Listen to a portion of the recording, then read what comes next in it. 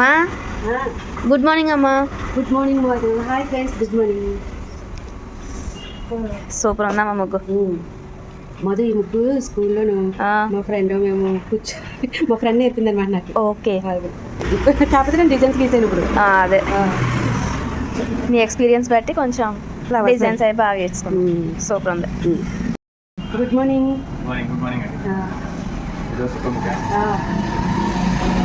ఈ ముగ్గు మా ఫ్రెండ్ నేర్పింది స్కూల్లో. స్కూల్లో ముగ్గులు కూడా నేర్చుకునేటోళ్ళం.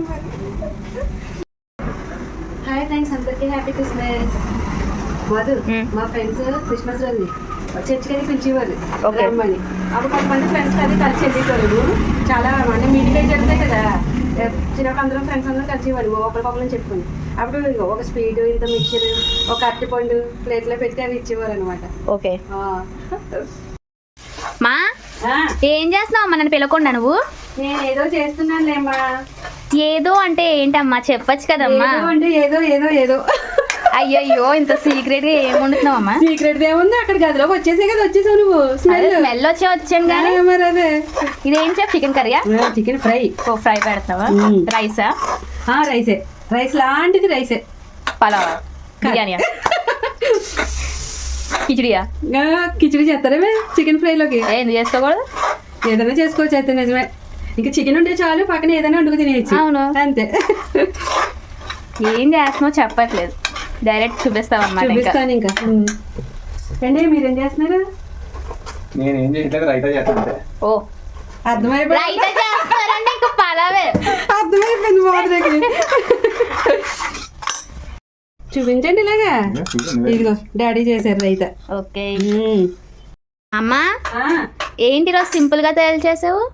సింపుల్ గా ఏముందమ్మా, బాగోలేదా కొంచెం, ఏదో డల్ గా అనిపించింది. అయినా సరే నీ కోసం ఏదో చెయ్యాలి. నిన్నేమో గుడ్లు వండేనా, సర్లే దీనికి ఏం చికెన్ వండలేదు నిన్న, ఈ రోజు కూడా వండలేదు అనుకుంటది, పైగా క్రిస్మస్ అవి పెట్టుకొని కూడానే అనేసి సర్లే కొంచెం డాడీ చికెన్ తెప్పించాను.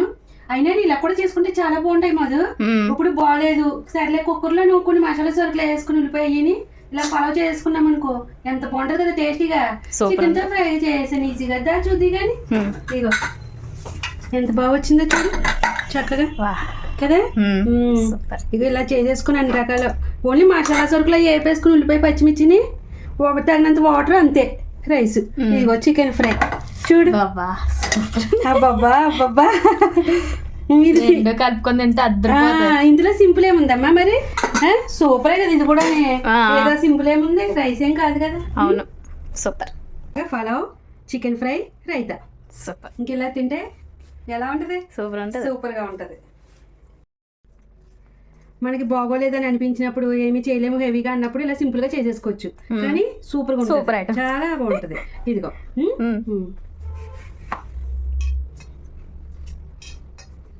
సూపర్ అంటే సూపర్ సూపర్. చాలా చాలా బాగుంది చికెన్ ఫ్రై. పలావ్ అదిరిపోయింది. అబ్బా